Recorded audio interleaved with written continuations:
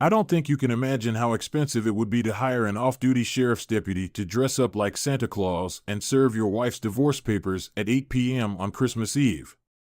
Believe me, it's not cheap, but it's worth every penny. When we met behind the garage, he was already in character as Santee. He was just perfect.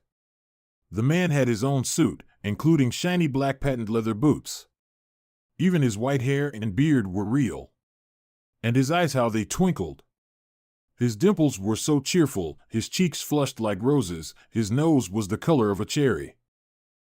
Deputy Lieberman provided ample padding over his clothes, and his round belly shook like jelly in a bowl. Hell, he looked real. Are you 100% sure you want to continue? In response, I handed him a briefcase full of envelopes and pointed to a bag full of presents. I'll see you inside in 5 minutes. Our house was full of friends and relatives. They had been eating and drinking for over 3 hours. Laughter echoed everywhere. Friendships were renewed. Everyone was having a great time. Drinks flowed and funny stories were told. Christmas Eve at the McMillions was not to be missed. And I, the good host, had a heart blacker than the blackest coal and as evil as the Grinch. My marriage was dead, and only the demand for revenge kept me moving.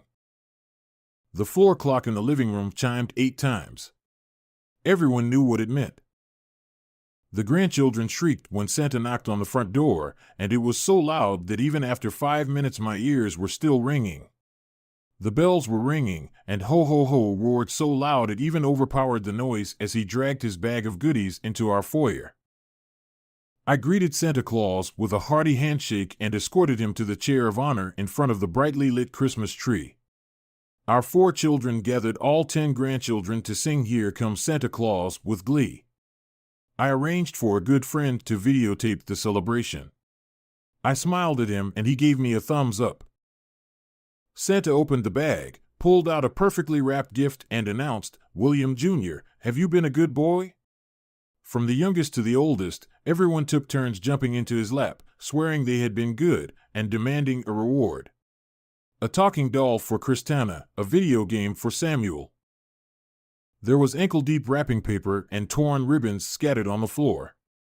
Then it was the adults' turn to receive their gifts. I announced, "Don't open your present until Santa Claus is gone, or you will destroy the surprise, and no one under the age of 18 is allowed to be here. This is for adults only." This really got the attention of those present. You all have to open your envelopes at the same time. Everyone posed for a photographer and received a red or green envelope with their names printed in gold letters. I heard the wildest speculations about what might have been inside the envelopes. Many hoped for family vacations in warm places. I tried to keep a calm expression on my face, knowing that each of them had a coffin nailed to my family. For weeks earlier, I had learned that my wife, with whom I had lived for 20 years, the mother of my children, was sleeping with her boss. I won't bore you with how I found out about such meanness. Suffice it to say, I didn't believe it until the detective I hired handed me pictures of the evidence. And now each envelope contained 6 of these high-quality photographs, each suitable for showing the adulterous relationship between Trent Jackson and my now ex-wife. I resisted the temptation to enclose in the envelopes copies of DVDs of greatest hits showing these 2 sleeping in several places, including our marital bed. No, that would only be played in court. One by one our kids would come up to me and say, "Daddy, you really did pretty good this year." My favorite daughter was our youngest Margie. "Daddy, I'll remember this night forever." "Yes, honey, I'm sure you will." Carol, my ex-wife, looked as excited as the kids when she was finally named. The whore had the nerve to sit on his lap and kiss him.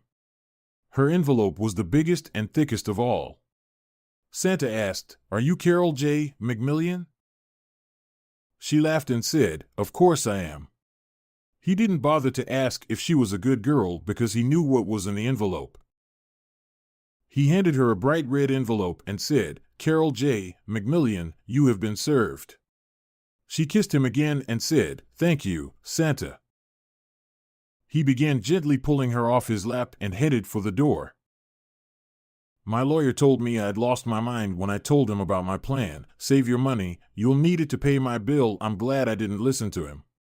My revenge was close, and I felt good.